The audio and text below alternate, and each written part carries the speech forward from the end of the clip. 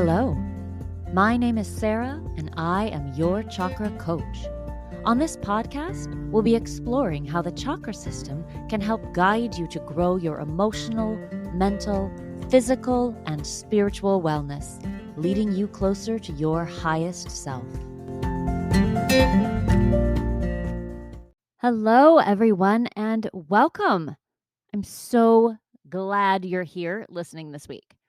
Back in August of 2022, I did a 4-part series on the phases of the moon and their related chakras. And during that series, episodes 134 to 137, if you want to go back and listen, during that series, I talked a little about how the menstrual cycle is sometimes called the moon cycle and how it's linked to the phases of the moon, energy balance, chakras, and our overall health. I also promised during that series that I would have an expert come on and talk about that in more detail. So today, I am so happy to introduce you to Andrea Claassen, an Ayurvedic wellness practitioner specializing in seasonal changes, doshas, and the mind, body, soul approach to health. Andrea Claassen is an Ayurvedic practitioner, a registered yoga teacher, 500-hour yoga teacher, and wild woman circle leader who has been in the wellness space since 2007. Her mission is to help you start to live a cyclical life by living in alignment with your menstrual cycle and the seasons. She does this by teaching her peaceful power practices centered around movement, mindfulness, and Mother Nature through an Ayurvedic lens. You can hear more from Andrea on her Peaceful Power podcast, where she aims to deliver actionable takeaways for you to live a more holistic lifestyle. I was a guest on that show recently, which will be coming out next year, so you can listen to me there too if you want to. Before we get to the interview, I do want to thank those of you who asked about the manifestation courses that are coming available, as well as the chakra balancing for weight loss course that'll be available in January. These are really a labor of love on my part, and getting them up online and widely available has been a goal of mine for a while. I've been doing them live for some time with really great results, and now pretty much anyone who wants to go through the work can. There's a 7-day manifesting challenge and a 7-week manifesting course, and the weight loss course is 7 weeks as well. If you're really interested in growing along your spiritual path, I invite you to take a look at them to see if they're a good fit for you. Yes, even the weight loss one, because while it seems like it would only be focused on your physical body, that couldn't be farther from the truth. We will look at your emotional, mental, and spiritual well-being primarily, in fact. Very little regarding food or exercise or all those traditional things will even be discussed. It's a really different approach, so if you're interested in that, just let me know. Links to info on the courses can be found in the show notes, so just check those out. And now, I bring you Andrea Claassen and an Ayurvedic approach to your moon cycle. Hello, Andrea. Welcome to the show. Thank you so much for being here. Thank you so much, Sarah. I am so excited to chat with you today. Yeah, it's absolutely my pleasure. First, how are you? I'm doing all right. Doing all right. I'm like trying to fight off a cold, I feel. So, which is that time of the year. Oh, absolutely. I think it's the time of the year, but you have all the tools that you need to do that. Yes. So as I mentioned in the intro, you are an Ayurveda expert, essentially, and you do a lot of work with seasonal changes and the doshas, which we've talked a little bit about on this podcast before. But today I'm so excited because I have a lot of female and female identifying listeners. A lot of my listeners menstruate. They're people that menstruate. And we're going to talk about what that means and how that relates to chakras and Ayurveda. But before we get into all of that, I would love to just know a little bit about you. How did you get into this work and why? Why this work? Yeah. So Ayurveda kind of came into my life in the jungles of Costa Rica, as one does. All the best things do. So I was on a yoga retreat and the teacher was like, "Oh, you're a pitta." And I was like, what is this pitta that you speak of? So, And at the yes. time, I wasn't a yoga teacher, so I had no clue what that even meant. And so I went back and I was like, well, I want to do a yoga teacher training because obviously that's where you learn about Ayurveda. If you've taken a yoga teacher training, you know it's like 3 hours. Yeah. And so, Of your 200 hours, it's yes. 3 hours of Ayurveda, and they're like, there's Vata, Dosha, and Kapha. Yeah. And you're like, Vata, Pitta, and Kapha. All right, have a good day. Oh, yeah, what are we going to do with this information? I have no idea. So I was like, okay, there's got to be more programs out there. And so I happened to stumble upon Kate Stillman and I took hers a year, her year program. And it happened to be, I took that when I was postpartum. So I went through that 200-hour training. I actually got pregnant with my son. And then because I was also coming from that personal training background, everyone's like, you're going to bounce back. It's going to be so great, da da da, as one does, which is not helpful whatsoever during pregnancy. no, and not true. No, just because you're a trainer does not mean that is not at all correlated. No, So I'm not even a like, little. no. And so I went in like, okay, what I just did not feel like myself. And I didn't, I mean, knowing what I know now. So I'm actually currently pregnant as we're doing this. So my experience or what I'm hoping to have is going to be completely different. I'm going to set myself up differently because of Ayurveda. But going through that program, I realized, okay, I did not make any of those like emotional shifts that you need to make. I did not look at like the mind body soul connection. It was just, body, because that's what the West, that's what we're all about, is the body. And I completely forgot the other two. So I just felt a little lost, a little just kind of probably a little postpartum depression and anxiety going on. And so what ended up happening is I took this program. I was like, okay, I want more. And so then I took Katie Silcox, her 2-year program, and became an Ayurvedic wellness counselor. And so I, just kind of dove deeper. Gosh, I don't know, 2019, I think I graduated from that. I was with her first class. And so within that, they really, kind of preached, what is your niche? What area do you want to focus on? And for me, being the personal trainer, I always focused on women's health. And so I'm like, well, let's dive deeper. And now that I'm very intrigued with the menstrual cycle from learning from it from the Ayurvedic angle, I really dove deep into that because pre-postpartum has been one of my specialties for 15 years. And this just seemed like a natural extension onto that. And so that's kind of how I stumbled upon that area. And how is it different when we approach the menstrual cycle from an Ayurvedic perspective as opposed to a traditional Western perspective, other than that we only look at the body and Ayurveda has more of a broad, holistic approach? Will you tell us a little bit more about that? Yeah. So Ayurveda really looks at that all of those connections, and we can't separate those pieces out.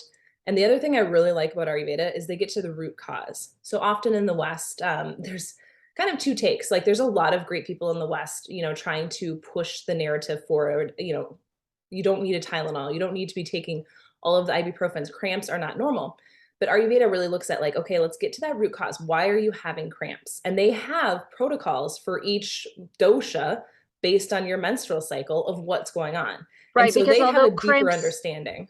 okay, I'm sorry, I just wanted to follow up Yeah. because cramps might be not normal per se, but they are normal in that the bulk of women that I know or menstruating people that I know do experience them at least sometimes. So while they're not necessary, perhaps, they are very common. And so Yes. the idea is that if we work Ayurvedically and holistically, we can avoid some of these things that we just think are par for the course. Is that what you're saying? Yes. Yep. And so a lot of it is cleaning up diet and lifestyle and looking at what are your triggers. And everyone's a little bit different. And depending on, again, what's going on, I'm looking at it from a dosha imbalance perspective. And so it's looking a little bit deeper than per se the West. The West will give here are your 10 steps. And then it's not necessarily specific to your needs. So me and you could have the same exact thing going on, but what's underneath for you might not be what's underneath for me. And so that's what Ayurveda really digs in on. And so my doctor and your doctor might both say, just take some Motrin or whatnot and you'll feel better. Whereas Ayurveda says, well, Andrea, you're a Pitta. This is how you will manage this situation. And I'm a Vata. And so I need a completely different approach. And are you saying that neither of those approaches are ibuprofen? Right. That is correct. Tell me more. Yes. So a lot of it can look at, so if we look at like a vata cycle, so if we kind of break it down, I'll break it down into the doshas and what that might present as in your Yes, cycle. please.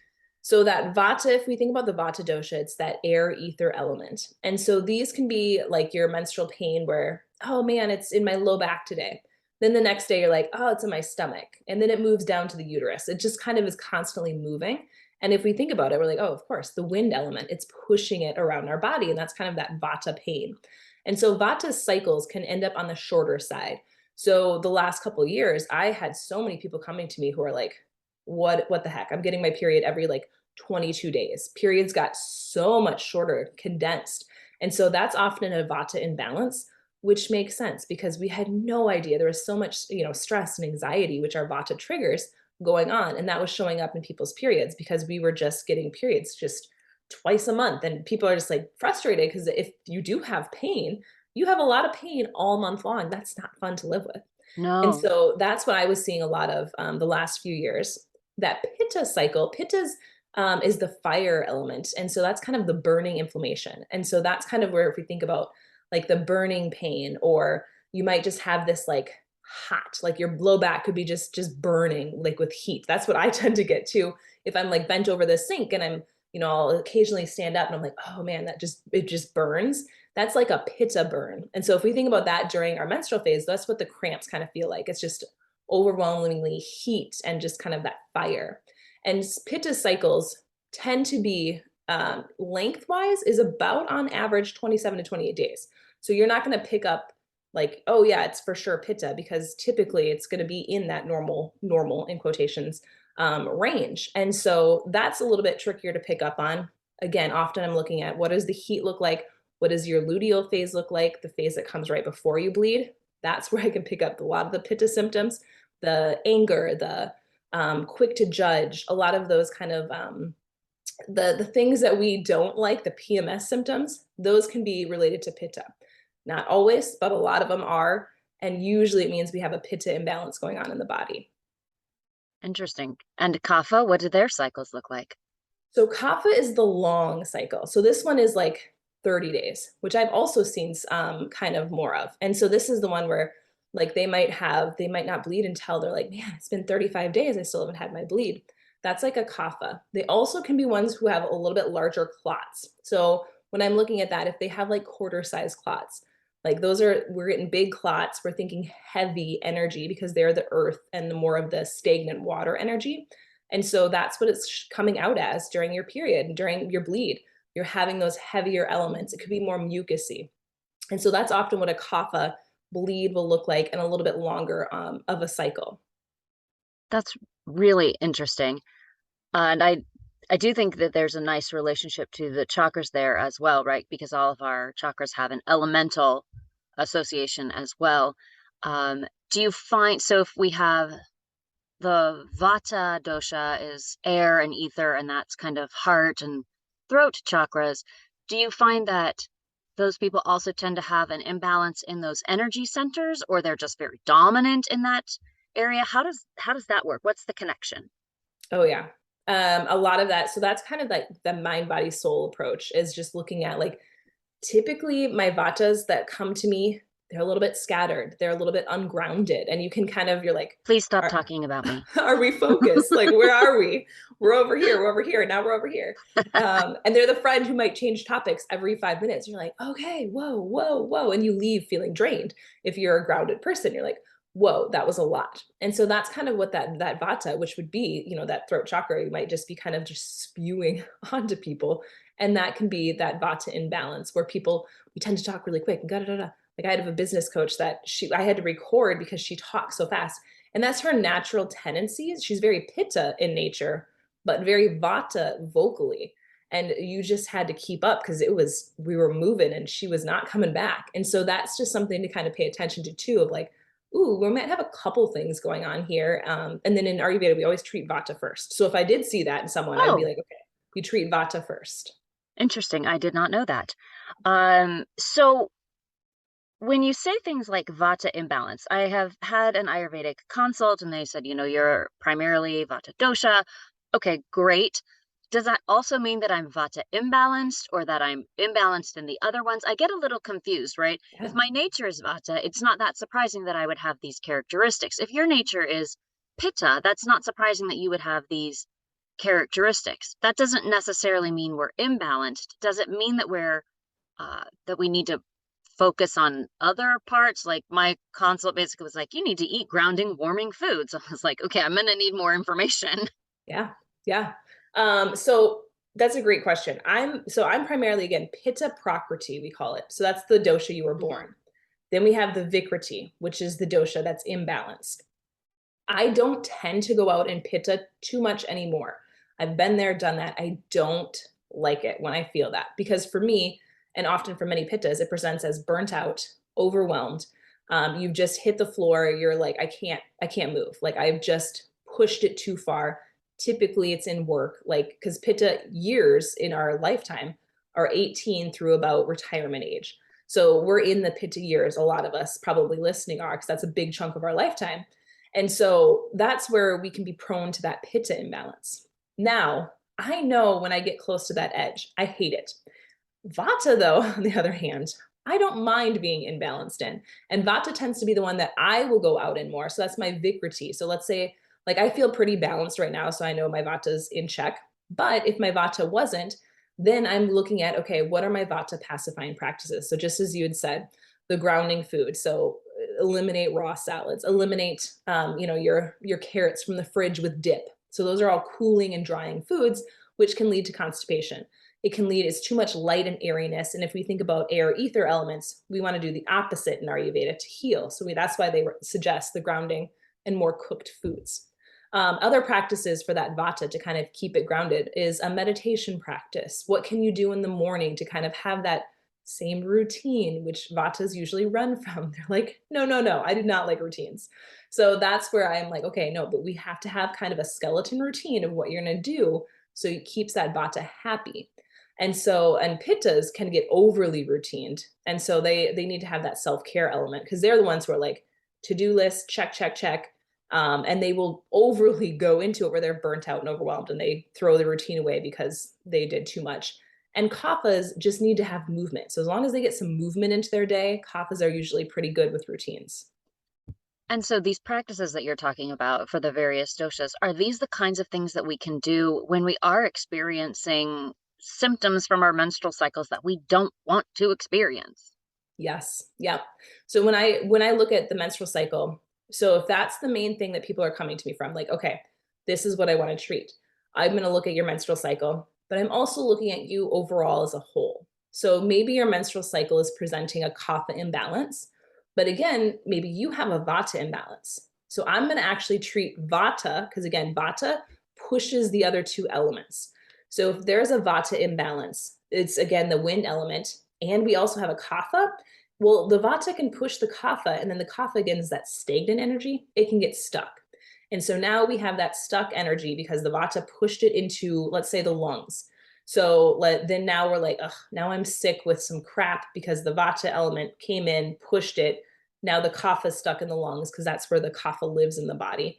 And so now, maybe you're sick. And so that's kind of what you're looking at. It's like, okay, I don't want to treat the kapha first, because the vata's wind element is just going to be pushing around my body and just stoking up other things that could be going on.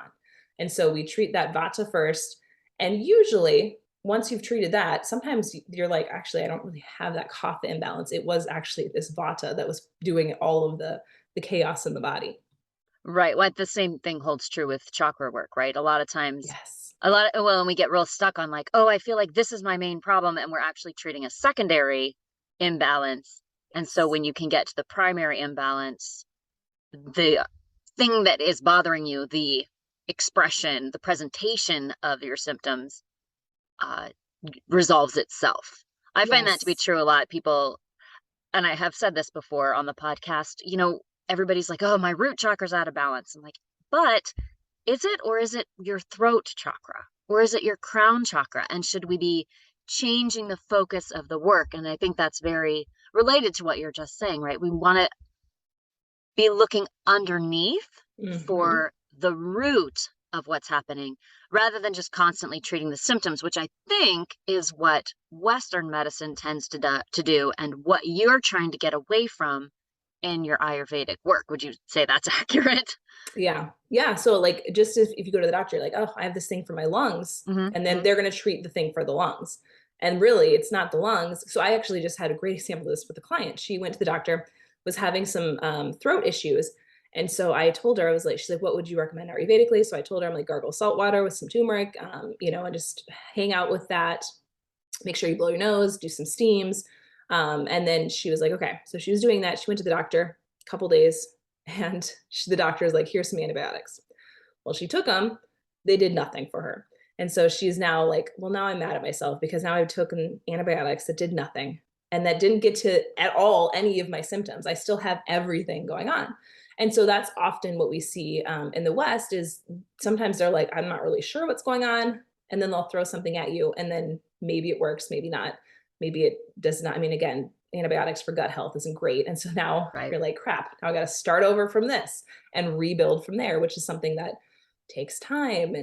And that's kind of where Ayurveda shines is they're like, okay, well, here's what you're seeing and is presenting as, but what is your lifestyle looking at? Because right now you told me, like, this would just be an example with her. I'm like, okay, we've got a lot going on. Like you're doing, tons of work projects that you don't necessarily need to be doing. Can we space those out? Can you give yourself rest? Which that's not her strong suit. So resting might be the thing that you need, but you're like, no, no, no, I can't. Especially pittas. Pittas hate to rest, but pittas need that rest. And like if you're like yesterday, so when I felt like this stuff coming on myself, I'm like, okay, I gotta just rest. I'm like, I'm just gonna go ahead and throw on some TV, which I don't usually do, and watch. I'll sit on the couch and watch. And sometimes that's the medicine that you need versus like, okay, I have a few more work projects I want to get done. No, like put those on pause if possible, which most of the time you can. And then just give your body what it's asking for. I totally relate to that because although my primary dosha is vata, I tend to imbalance out in the pitta where Mm, I like make a huge checklist and I work and I work and I work until I'm absolutely burned into the ground. And I'm just like, I don't know what's happening. Like, I don't know what's wrong with me. Why do I feel so terrible? And mhm. that's why, because I've completely imbalanced out in my pitta dosha and I'm not taking care of myself. Total side story, way back, and I want to say it was 2005 or 2006, I got sick and my family called it the death cold because it was Mm. presented as a like cold symptoms for 9 months. Oh I my had gosh. x-rays of my lungs. I had they checked me for pneumonia all the time. I took uh, lung capacity tests, and the doctors literally wouldn't, first of all, didn't believe me when I told them. They would say things like, oh, it feels worse when you exercise. And I would say, no, that's the only time I feel good is when I'm exercising.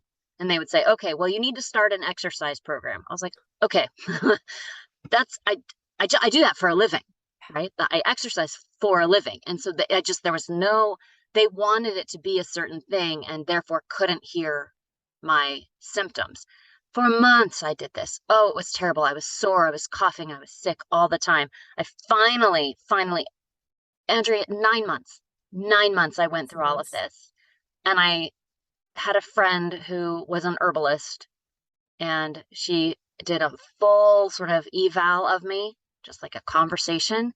And she made her own pills, like her own herbal supplements. And she made me some, and literally 2 weeks of that. I have no idea what they were. I don't know what she was doing. I don't care, particularly 2 weeks That's amazing. after starting those supplements. And because she was looking at like the whole person, and it wasn't just these supplemental pills. It was like, also need to do this in the afternoon. I would drink water with cayenne pepper and a variety of things that were much more holistic that addressed my needs as a human, as opposed to just, well, let's look at your lungs, as if my lungs are a separate part of my body that could be removed and don't impact everything else.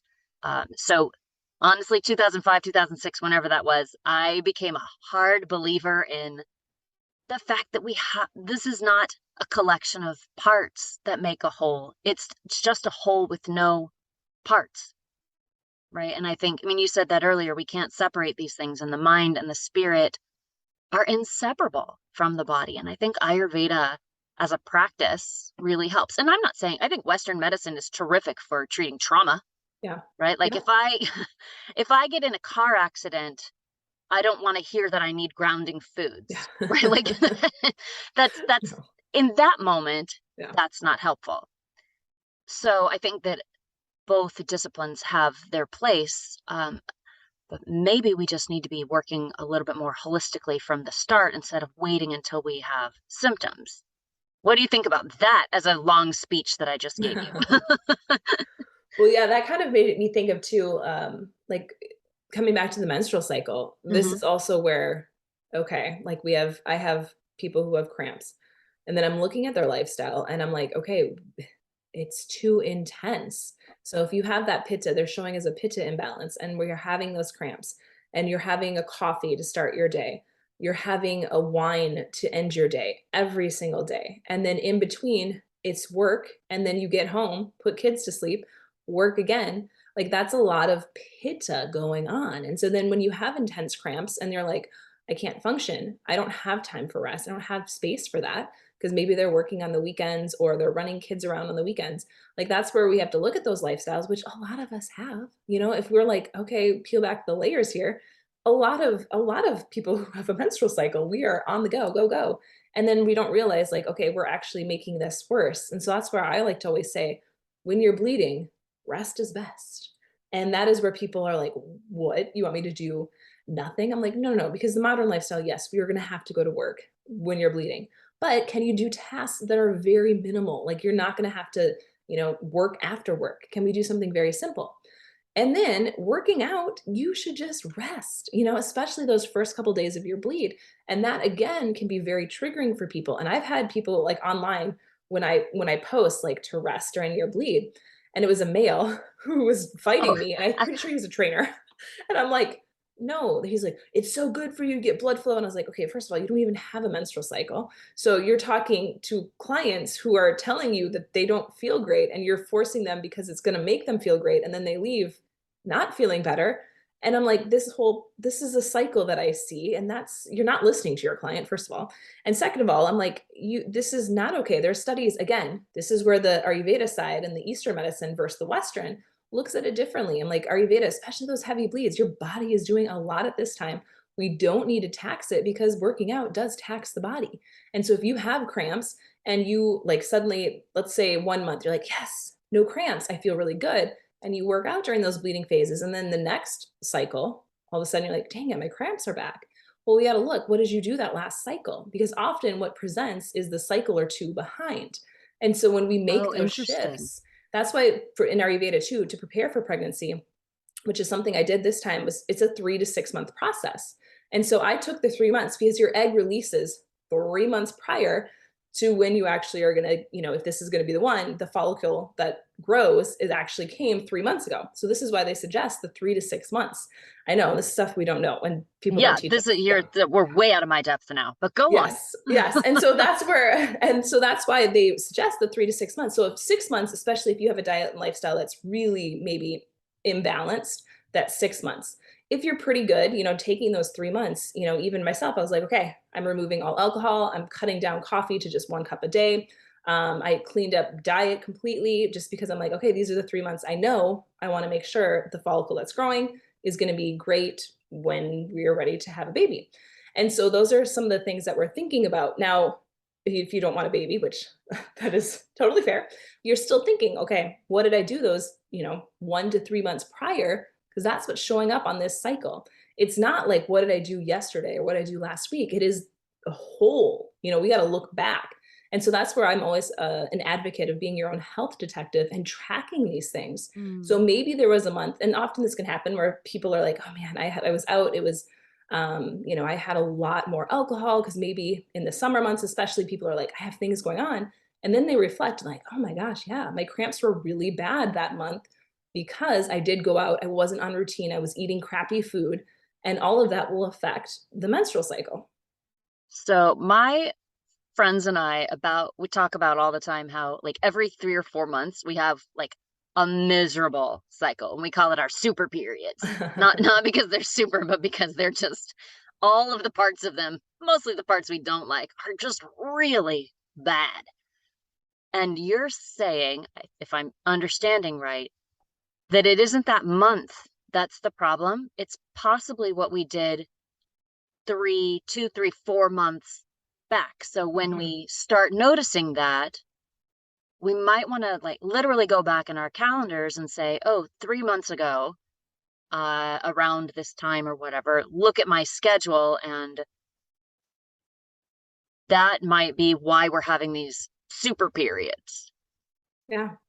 And so if you know you have a busy month coming up, you're just kind of like, how can I pad my weeks so I have some self-care built in? Because I do have some clients who are like, who know going in, okay, if they work a corporate job, like I have one gal who has people coming in and she's going to be very stressful next week. And so I'm like, okay, how can we pad the rest of your month? So it's, a little bit more easeful. So that way that week isn't going to hopefully not throw off your entire cycle. So some people you'll have to reflect back a few months. Some people it's an immediate month. Like, so for me, I'm immediate month. Like I kind of know I can reflect back, and obviously I don't have a cycle right now, Right. but the last few that I had, I was like, great, I had no issues. But then for 3 months, I was preparing my body for pregnancy. And so I cleaned it up. So everything that maybe was my triggers, I got rid of. And so that's where you can kind of reflect on that. And then there are other months where I was like, okay, if I had more coffee, if I had more wine, if I ate out more than I usually do, because I don't eat out a ton, I'm like, all of that I can see because my body is like, I don't like this. It will show up in, maybe for myself, milder cramps, because I've worked on getting those to be pretty much no cramps, no PMS. So for me, they present lighter because I've done the work leading up to it, if that makes sense. Like, Yes, yeah. absolutely. Okay. So I'm like, sometimes people are like this one gal with the people coming next week for her work. Like that's where we've been working on it the last few months. But what happened? She started going back into the office again. And Mm. so those are things where little things like that can be little triggers where you're like, okay, it's just more stress on the body because she has to sit in traffic now for 2 hours, one way, an hour each way to and from work. Still has kiddos, still has the bedtimes to, take care of, still has to cook. And that's where we can start to see like little things like that can be the little thing that's affecting us. And then we have to look at, okay, so I can't, like for her, she's like, well, I can't not go to work, but how can I pad my day so I'm not going to be just feeling it every month? Because then she's like, I almost have to call in sick because it hurts so bad. Mm. So then you're Yeah. like, you're losing stuff in the back end. So that's kind of how I look at the menstrual cycle. I'm like, okay, what can we do to pad around it? Because I'm very sensitive. Like I run my own business, so it's easier for me to do these practices versus someone who has a corporate where you can't necessarily say like, hey, I would like just to take a day off to rest. It's I know. I just not said going to that in my happen. moon cycle series. I was like, during the new moon, we should really all just be like resting. But I've never known a company that was like, oh, it's the new moon. Everybody take a day off. Or Right. we're just going to have a chill, relaxed day. Right. These 3 days around the new, like, that's not a thing. So I think you've mentioned a couple of these triggers: coffee, alcohol, stress, processed foods. Would you say those are the primary triggers for these kinds of things in our modern world? And are there others, or are there ones that are specific to the doshas?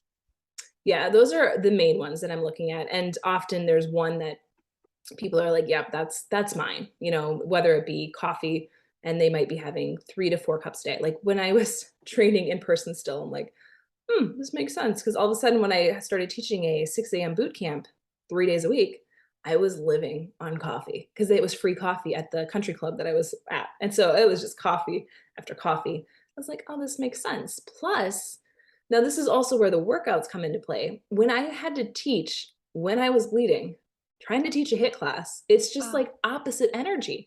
I feel like, give me my blanket. I want a cocoon. I want to sleep in.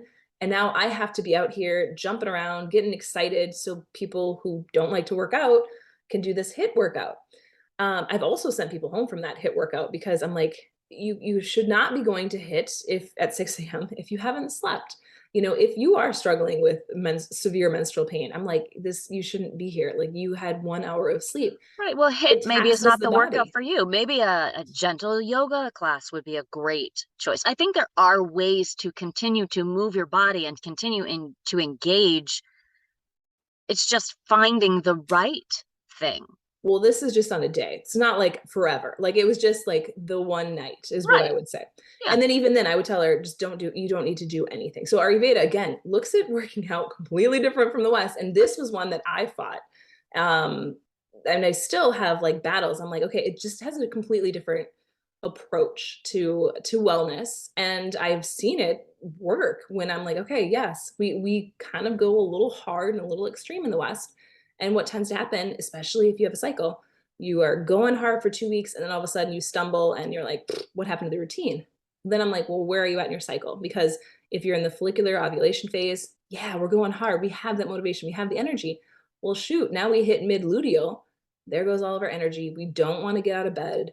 We don't want to get up and do the class because we're tired. Our bodies are tired. So instead of just scrapping the routine, you're like, okay, what Mhm. can I do instead?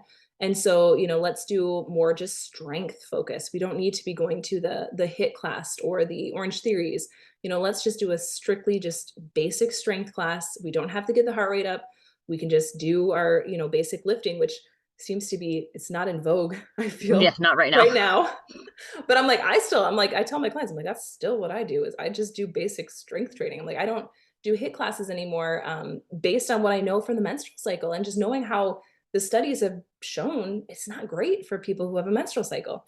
Right. Um, And I think it's Menopausal, various time in their lives. Like right now, I'm in a time in my life where a really hard hit class like that makes no sense for my body, just based on my age and my history and the things that are going to happen. So I'm with you, Andrea. I'm just back to some solid strength training, doing my yoga. So yeah. yeah.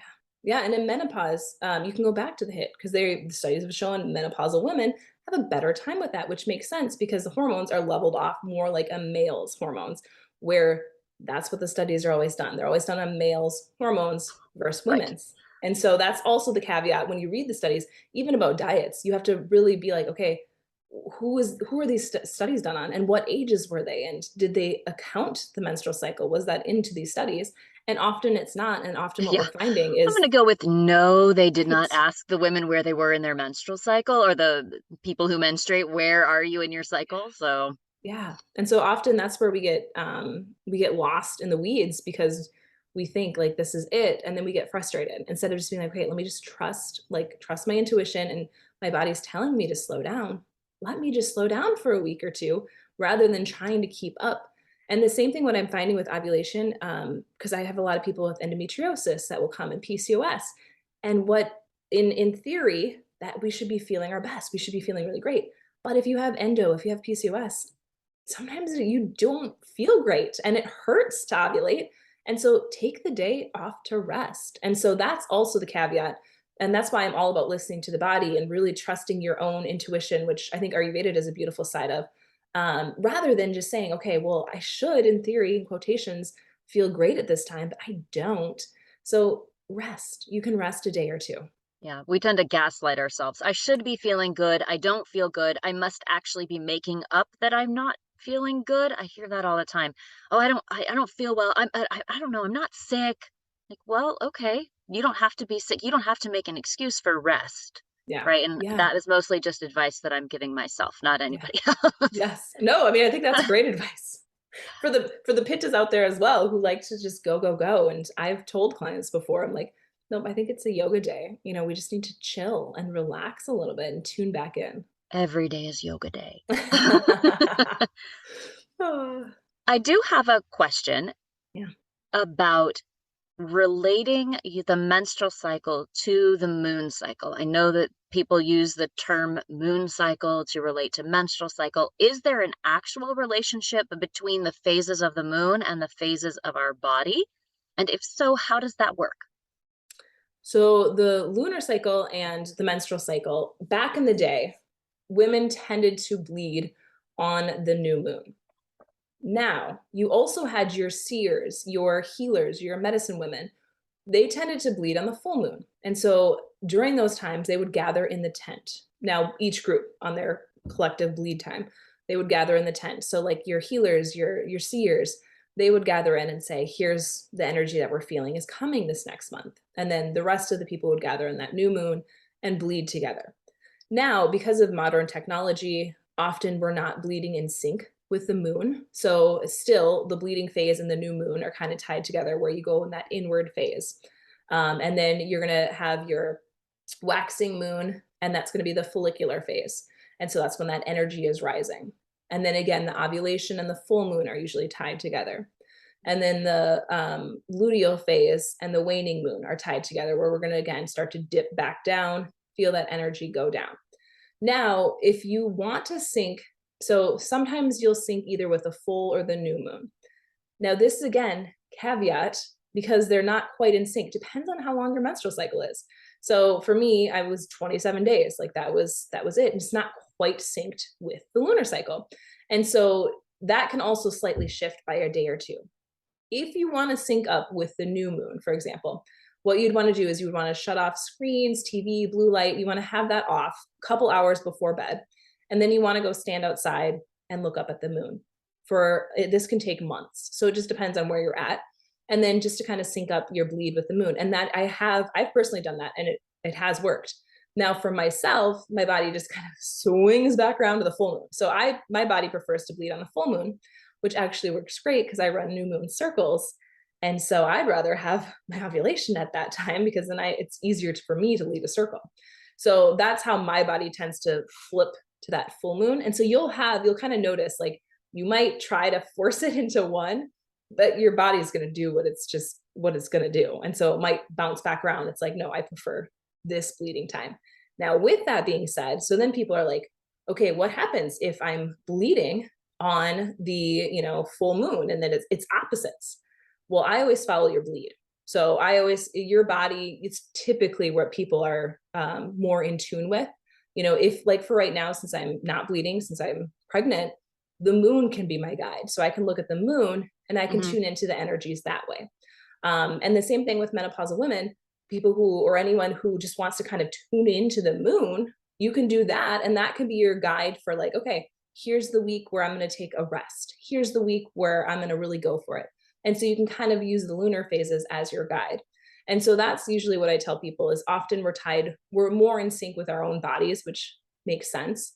Well, we might not know that we're more in sync with it. So, I mean, because that's a whole nother conversation of, like, tuning into our bodies versus tuning out.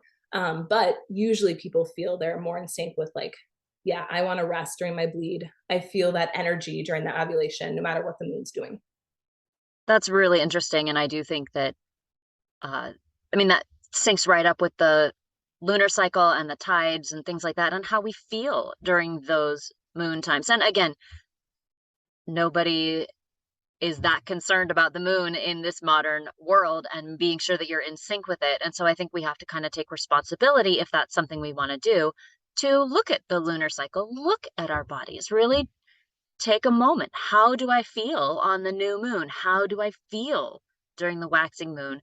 And I do think it's important to note that it's not better or worse, or you're not doing it right if you bleed a certain time or don't bleed a certain time, right? Like, your body, as my friend says, I am the CEO of this body, right? Like, you and your body are the expert at you and your body. So there's not a right or wrong time. But I do think it's really fascinating how closely they sync up. Again, another side note, I read something several months ago that said the first known attempt at a calendar had a 28-day cycle. And for the longest time, everyone's like, oh, that's so interesting. The first man to make a calendar had the moon in mind. And somebody wrote, like, it was a woman who said, I don't think it was a man. She said, just what human being at that time would have needed a 28-day calendar? Like, the first calendar likely was created by a woman trying to track menstrual cycles for herself, for the other women in her group. And I just thought that was so interesting because, of course, researchers were like, oh, look at this calendar this man made. And a woman was like, I think maybe it had more to do with women and their bodies. I just thought that was really interesting. Yeah.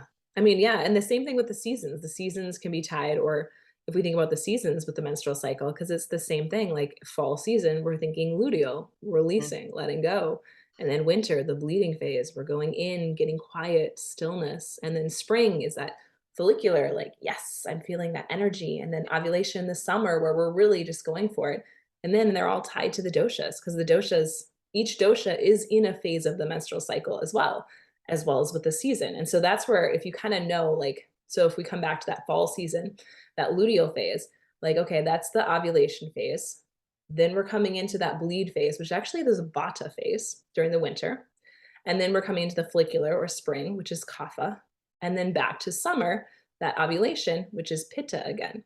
And so that's where you're like, oh, it's a big chunk of the menstrual cycle is pitta. But of course, what happens, people, again, they get hot, like especially in the luteal phase, the heat is rising in the body. You're burning more calories. Like that is actually going on, this furnace going. And so that's where, if you can kind of think of that too, like, okay, like how can I keep myself in balance during each of those phases? And that's why I'm a big fan of just knowing what phase you're in to begin with. Day one of your cycle, that's the bleed. That's the first day that your full bleed is happening. So if people are like, how do I start? That's where you can start, is day one is that first day of your full bleed. And then I would just track. I personally deleted all the apps after everything that went on last For year. sure. And I mean, even the one that I thought that I had that should have been fine and I was paying for, I clicked on the data just to kind of see, and it went to an error page. So I was like, okay. Well, that's not So good. no. And so I'm like, okay, scrap that. So I'm an old school paper pencil. And if you go online, you can easily just, search or just search for a cycle chart. And then there's ones that you can just color in. And I started that. That's how a lot of the teachers, teach us how to start, is paper pencil. And then I just used a red marker and did the days I bled in red. And then the rest were in different colors. And then you can even start to, play with, okay, green is going to be the follicular phase. Pink is ovulation, just so you can kind of really start to see what your cycle is doing. And that takes practice. Because if you're like, how do I know where I'm at? It is a little bit of practice just to kind of learn each of the phases. But typically that luteal phase should be the longest phase of your cycle, that end phase. And that's where I'm like, that's where a lot of times people feel like crap. I'm like, oh, Oh, it's 2 weeks of your cycle. It's like, that's not great if you feel like crap for 2 for weeks out two of the weeks month, every you month. know? Yeah. And so that's why I'm really passionate about, okay, like let's fix that. Like that can be fixed. You don't have to live in agony for 2 weeks every month. How can we find that balance for you? That that's so important and so useful. And honestly, whether you are a person that menstruates or not, you interact every day with somebody who does. So these things affect everyone's life, whether you menstruate, whether you used to, whether you're going to, whether you never will. Right. This is a human issue, not just limited to a specific type of human being. This is, broadly, we are all encountering these cycles every day, whether we're actively experiencing them ourselves or not. Andrea, this has been an amazing conversation. I feel like I've learned so very much just about myself and about Ayurveda and everything. There's not a lot of talk sometimes about the menstrual cycle, as if it's not something that a good chunk of the population experiences, right? So I appreciate you talking about this and being so open and sharing your knowledge with the world. If people want to know more about your work, about what you do, where can they find you? How can people find out more about what you do? Yeah, I mean, my website's probably the best, which is just my name, andreaclassen.com. And I actually wrote a book last year. It's called Divine Body Wisdom, and it's all about practices to do during each phase of your menstrual cycle. And what I'm finding is I have moms who are getting it, and then their teenage daughters are getting it and Nice. loving it. And so I had one of my clients, her daughter snagged it from her and has it on display in her room, and she was like, she loves it, because then her friends come over and they're like, what is this? And then they talk about the menstrual cycle, and here are some practices to do during each of the phases, during each of the seasons. And so I have it broken down into seasons, and then within the season there's 4 practices for ovulation in the fall, 4 practices for follicular phase in the fall. And so that's a great place if you're like, how do I start to, Hmm. live Hmm. with my menstrual cycle? That's kind of why I wrote the book, is just to have people get in tune with that. I love that. Also, I'm going to recommend listeners follow Andrea on Instagram.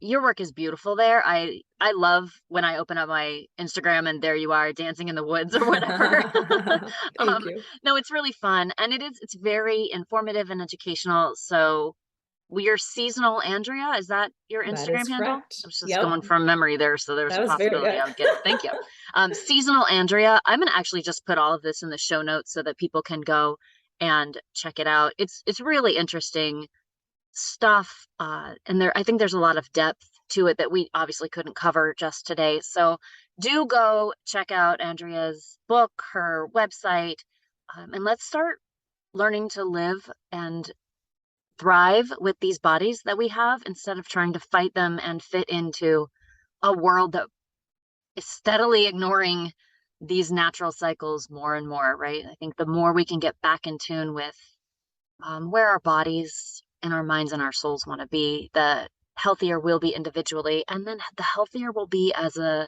community, as a society, as a global uh, population. So, Mm. thank you for your time today, Andrea. This was a great conversation. I appreciate you. Thank you so much, Sarah. My pleasure, and I will talk to you again soon. Bye. Thanks so much for listening, and I hope that you learned as much as I did.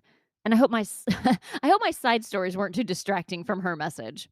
You can connect with Andrea on her website at www.andreaclassen.com. And like I said in the interview, do follow her on Instagram at seasonalandrea.